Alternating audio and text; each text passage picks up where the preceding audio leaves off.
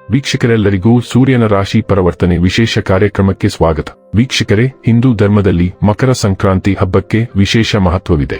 ಈ ವರ್ಷ ಮಕರ ಸಂಕ್ರಾಂತಿ ಹಬ್ಬವನ್ನು 15 ಜನವರಿ 2024 ರಂದು ಆಚರಿಸಲಾಗುತ್ತದೆ. ಮಕರ ಸಂಕ್ರಾಂತಿಯಂದು ಗಂಗಾ ಸ್ನಾನ, ದಾನ ಮತ್ತು ಪೂಜೆಗೆ ವಿಶೇಷ ಮಹತ್ವವಿದೆ. ಮಕರ ಸಂಕ್ರಾಂತಿ ಹಬ್ಬವನ್ನು ದೇಶಾದ್ಯಂತ ವಿವಿಧ ಹೆಸರುಗಳಿಂದ ಕರೆಯಲಾಗುತ್ತದೆ. ವೈದಿಕ ಜ್ಯೋತಿಷ್ಯದ ಪ್ರಕಾರ ಸೂರ್ಯನು ಪ್ರತಿ ತಿಂಗಳು ತನ್ನ ರಾಶಿಯನ್ನು ಬದಲಾಯಿಸುತ್ತಾನೆ. ಸೂರ್ಯನ ರಾಶಿಯ ಬದಲಾವಣೆಯನ್ನು ಸಂಕ್ರಾಂತಿ ಎಂದು ಕರೆಯಲಾಗುತ್ತದೆ. ಸೂರ್ಯನು ಮಕರ ರಾಶಿಯನ್ನು ಪ್ರವೇಶಿಸಿದಾಗ ಅದನ್ನು ಮಕರ ಸಂಕ್ರಾಂತಿ ಎಂದು ಕರೆಯಲಾಗುತ್ತದೆ. ಮಕರ ಸಂಕ್ರಾಂತಿಯಂದು ಸೂರ್ಯ ದೇವರನ್ನು ಪೂಜಿಸುವುದು, ಗಂಗಾ ಸ್ನಾನ ಮಾಡುವುದು ಮತ್ತು ಎಳ್ಳನ್ನು ದಾನ ಮಾಡುವುದು ತುಂಬಾ ಶ್ರೇಯಸ್ಕರವಾಗಿದೆ. ಈ ವರ್ಷ ಮಕರ ಸಂಕ್ರಾಂತಿ ಹಬ್ಬವು ತುಂಬಾ ವಿಶೇಷವಾಗಿದೆ, ಏಕೆಂದರೆ ಹಲವು ವರ್ಷಗಳ ನಂತರ ಈ ದಿನ ಅಪರೂಪದ ಸಂಯೋಜನೆಯು ರೂಪುಗೊಳ್ಳಲಿದೆ. ಮಕರ ಸಂಕ್ರಾಂತಿಯ ದಿನದಂದು ರವಿ ಯೋಗದ ಜೊತೆಗೆ ಮಹಾಧನ ಯೋಗವು ರೂಪುಗೊಳ್ಳುತ್ತದೆ. ವೈದಿಕ ಪಂಚಾಂಗದ ಲೆಕ್ಕಾಚಾರದ ಪ್ರಕಾರ ಮಕರ ಸಂಕ್ರಾಂತಿಯಂದು ಅನೇಕ ಗ್ರಹಗಳ ಸಂಯೋಗವು ನಡೆಯುತ್ತದೆ. ಮಕರ ಸಂಕ್ರಾಂತಿಯಂದು ಸಂತೋಷ ಮತ್ತು ಸಮೃದ್ಧಿಯನ್ನು ಒದಗಿಸುವ ಶುಕ್ರ ಗ್ರಹವು ತನ್ನ ಉತ್ಕೃಷ್ಟ ರಾಶಿಯಲ್ಲಿ ಇರುತ್ತದೆ. ಶನಿಯು ತನ್ನ ಮೂಲ ತ್ರಿಕೋನ ರಾಶಿಯಲ್ಲಿ, ಗುರುವು ತನ್ನದೇ ಆದ ಮೇಷ ರಾಶಿಯಲ್ಲಿ ಇರುತ್ತದೆ. ಗ್ರಹಗಳ ಅಧಿಪತಿಯಾಗಿರುವ ಸೂರ್ಯ ಪ್ರತಿದಿನಗಳು ತನ್ನ ಪಟ ಬದಲಾಯಿಸುತ್ತಾನೆ. ಸೂರ್ಯ ಒಂದು ರಾಶಿಯಿಂದ ಮತ್ತೊಂದು ರಾಶಿಗೆ ಸಂಚರಿಸಿದಾಗ ಅದನ್ನು ಸೂರ್ಯ ಸಂಕ್ರಾಂತಿ ಎಂದು ಕರೆಯಲಾಗುವುದು. ತಂದೆ ಗ್ರಹವಾದ ಸೂರ್ಯನು ವರ್ಷ 2024 ಜನವರಿ ತಿಂಗಳಿನ 15ನೇ ತಾರೀಕಿನ ದಿನ ಬೆಳಿಗ್ಗೆಯ 2:54 ಮಕರ ರಾಶಿಗೆ ಸಾಗುತ್ತಾ ಫೆಬ್ರವರಿ 13ನೇ ತಾರೀಕಿನ ದಿನವರೆಗೆ ಮಕರ ರಾಶಿಯಲ್ಲಿ ಇರಲಿದೆ.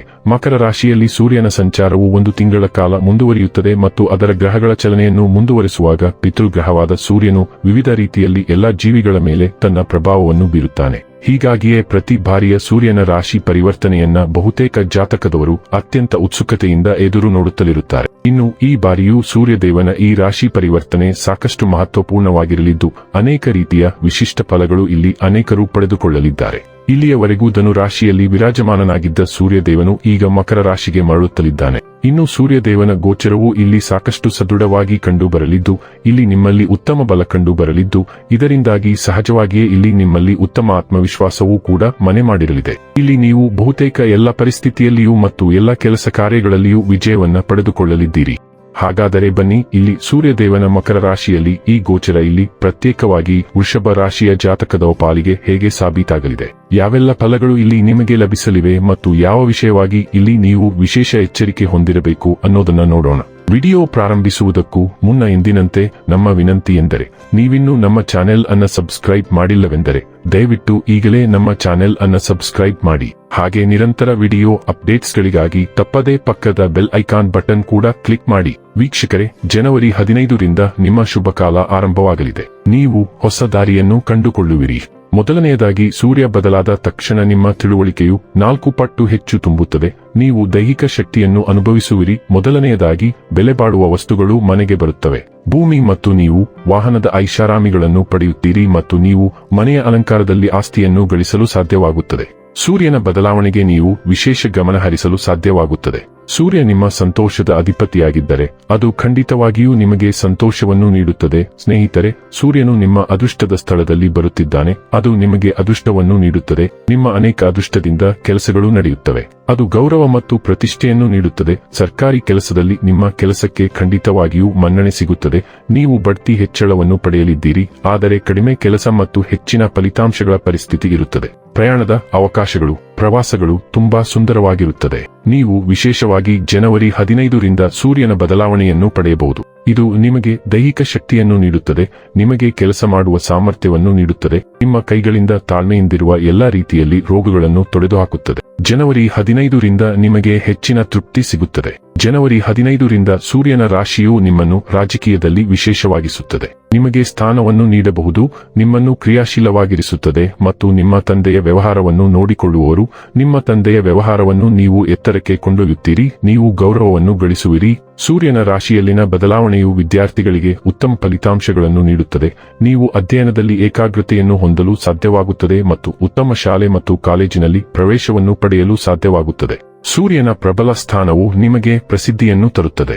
ಈ ಸಮಯದಲ್ಲಿ ನೀವು ಕಲೆಯ ಮೂಲಕ ಹೆಸರು ಮತ್ತು ಹಣವನ್ನು ಗಳಿಸಬಹುದು. ಕಲಾವಿದನಿಗೆ ಪ್ರಬಲವಾದ ಸೂರ್ಯನು ಬಹಳ ಮುಖ್ಯ. ನೀವು ವೃಷಭ ರಾಶಿಯವರಾಗಿದ್ದರೆ ಮತ್ತು ಕಲಾವಿದರಾಗಿದ್ದರೆ ನನ್ನನ್ನು ನಂಬಿರಿ, ಅದು ನಿಮಗಾಗಿ ಜನವರಿ 15ರಿಂದ ಉತ್ತಮ ಅವಕಾಶಗಳು ಬರುವುದು ಖಚಿತ, ಏಕೆಂದರೆ ಜನವರಿ ತಿಂಗಳಲ್ಲಿ ಅನೇಕ ತೊಂದರೆಗಳು ಬರಬಹುದು ಎಂದು ನಾನು ಈಗಾಗಲೇ ಹೇಳಿದ್ದೇನೆ, ಏಕೆಂದರೆ ಹೆಚ್ಚಿನ ಗ್ರಹಗಳು ನಿಮ್ಮ 8ನೇ ಮನೆಯ ಮೂಲಕ ಹಾದುಹೋಗುತ್ತವೆ. ಆದರೆ ಸ್ನೇಹಿತರೆ, ಪ್ರತಿ ಗ್ರಹವು ಒಂದೊಂದಾಗಿ ಮುಂದುವರಿಯುತ್ತದೆ ಮತ್ತು ನಿಮ್ಮ ಸಮಯವನ್ನು ವ್ಯತಿರಿಕ್ತಗೊಳಿಸುತ್ತದೆ ಮತ್ತು ಸೂರ್ಯನು ಮುಂದಕ್ಕೆ ಚಲಿಸುವಂತೆ ಜನವರಿ 15ರಿಂದ ಸೂರ್ಯನಿಂದ ಪ್ರಾರಂಭವಾಗುತ್ತದೆ. ವೃಷಭ ರಾಶಿಯವರಿಗೆ 4ನೇ ಮನೆಯ ಅಧಿಪತಿಯಾದ ಸೂರ್ಯನು 9ನೇ ಮನೆಯಲ್ಲಿರುತ್ತಾನೆ. ಮಕರ ರಾಶಿಯಲ್ಲಿ ಸೂರ್ಯ ಸಂಚಾರವು ಈ ಸ್ಥಳೀಯರಿಗೆ ಉತ್ತಮ ಫಲಿತಾಂಶಗಳನ್ನು ನೀಡಬಹುದು ಮತ್ತು ಈ ಜನರು ವಿದೇಶದಲ್ಲಿ ಆಸ್ತಿಗಳನ್ನು ಖರೀದಿಸಲು ಉತ್ತಮ ಅವಕಾಶಗಳನ್ನು ಪಡೆಯಬಹುದು. ವಿದೇಶಿ ಆದಾಯದ ಮೂಲಕ ಗಳಿಸಬಹುದು. ವೃತ್ತಿಜೀವನದ ಮುಂಭಾಗದಲ್ಲಿ ನಿಮ್ಮ ಉದ್ಯೋಗಕ್ಕೆ ಸಂಬಂಧಿಸಿದಂತೆ ಹೊಸ ಅವಕಾಶಗಳನ್ನು ಪಡೆಯಲು ನೀವು ಸಾಕಷ್ಟು ಅದೃಷ್ಟಶಾಲಿಯಾಗಿರಬಹುದು. ನಿಮ್ಮ ಉದ್ಯೋಗಕ್ಕಾಗಿ ನೀವು ವಿದೇಶದಲ್ಲಿ ಉತ್ತಮ ಅವಕಾಶಗಳನ್ನು ಪಡೆಯಬಹುದು. ಹೊಸ ಉದ್ಯೋಗಾವಕಾಶಗಳಿಗೆ ನಿಮ್ಮನ್ನು ಸರಿಹೊಂದಿಸಲು ನೀವು ಸಾಕಷ್ಟು ಹೊಂದಿಕೊಳ್ಳುವಿರಿ. ನೀವು ವ್ಯಾಪಾರವನ್ನು ಮಾಡುತ್ತಿದ್ದಾರೆ ಮತ್ತು ಅದನ್ನು ವಿದೇಶದಲ್ಲಿ ಮಾಡುತ್ತಿದ್ದರೆ ಯಶಸ್ಸನ್ನು ಪಡೆಯಬಹುದು.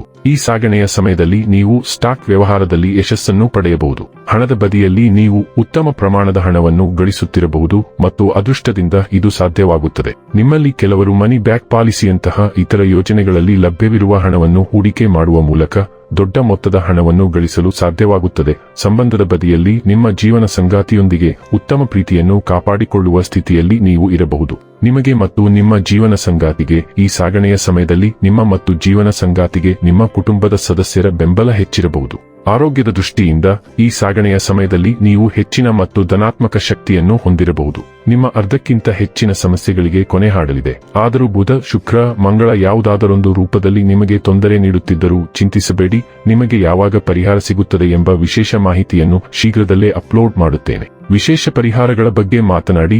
ಆದ್ದರಿಂದ ಸ್ವಂತ ಮಾಡಲು ಬಯಸುವವರು ನೀವು ಆಸ್ತಿಯನ್ನು ರಚಿಸಲು ಬಯಸುತ್ತೀರಿ, ನಿಮಗೆ ಮನೆ ಅಥವಾ ನೀವು ಹೊಸ ವಾಹನವನ್ನು ಖರೀದಿಸಲು ಬಯಸುತ್ತೀರಿ. ನೀವು ಯಾವಾಗಲೂ ಸೂರ್ಯನನ್ನು ಪೂಜಿಸಬೇಕು, ಸೂರ್ಯನನ್ನು ಬಲವಾಗಿರಿಸಿಕೊಳ್ಳಬೇಕು. ತಂದೆಯ ಆಶೀರ್ವಾದದೊಂದಿಗೆ ದಿನವನ್ನು ಪ್ರಾರಂಭಿಸಬೇಕು. ಸಂತೋಷದ ಕೊರತೆಯಿದ್ದರೆ, ವಿಶೇಷವಾಗಿ ಅಂದರೂ ಸಹಾಯ ಮಾಡುವುದರಿಂದ ನಿಮ್ಮ ಸಂತೋಷವನ್ನು ಹೆಚ್ಚಿಸುತ್ತದೆ. ನಿಮ್ಮ ಜೀವನದಲ್ಲಿ ನೀವು ಸಂತೋಷವನ್ನು ಪಡೆಯುತ್ತೀರಿ. ಹಾಗಾದರೆ ಈ ವಿಶೇಷ ಪರಿಹಾರವನ್ನು ಖಂಡಿತವಾಗಿ ಮಾಡಿ. ಸೂರ್ಯನ ಬದಲಾವಣೆಯೊಂದಿಗೆ ಮಾಳದ ಕಾರ್ ಮಾಸವು ಕೊನೆಗೊಳ್ಳುತ್ತದೆ ಮತ್ತು ಹೊಸ ಆರಂಭವು ನಡೆಯುತ್ತದೆ. ಸೂರ್ಯ ಕುಳಿತಿದ್ದಾನೆ. ಧನು ರಾಶಿ ತನ್ನ ವೇಗವನ್ನು ಕಡಿಮೆ ಮಾಡುತ್ತಿದೆ. ಈಗ ಅದು ಪೂರ್ಣ ವೇಗದಲ್ಲಿ ಮುನ್ನಡೆಯುತ್ತದೆ ಮತ್ತು ಕತ್ತಲೆಯನ್ನು ಕೊನೆಗೊಳಿಸುತ್ತದೆ ಮತ್ತು ಖಂಡಿತವಾಗಿಯೂ ಪ್ರತಿಯೊಬ್ಬರಿಗೂ ಒಂದು ದೊಡ್ಡ ಒಳ್ಳೆಯ ಸುದ್ದಿಯನ್ನು ನೀಡುತ್ತದೆ. ವೃಷಭ ರಾಶಿ, ನಿಮ್ಮ ಒಳ್ಳೆಯ ಸಮಯ ಪ್ರಾರಂಭವಾಗುತ್ತದೆ. ವಿಡಿಯೋವನ್ನು ಲೈಕ್ ಮಾಡಿ ಮತ್ತು ಹಂಚಿಕೊಳ್ಳಿ. ಚಾನಲ್ ಅನ್ನು ಚಂದಾದಾರರಾಗಿಲ್ಲ ನಂತರ ಇಂದು ದಯವಿಟ್ಟು ಜೈ ಶ್ರೀರಾಮ್ ಎಂದು ಹೇಳಿ ಕಾಮೆಂಟ್ ಬಾಕ್ಸ್ನಲ್ಲಿ ಬರೆಯಿರಿ. ಧನ್ಯವಾದಗಳು.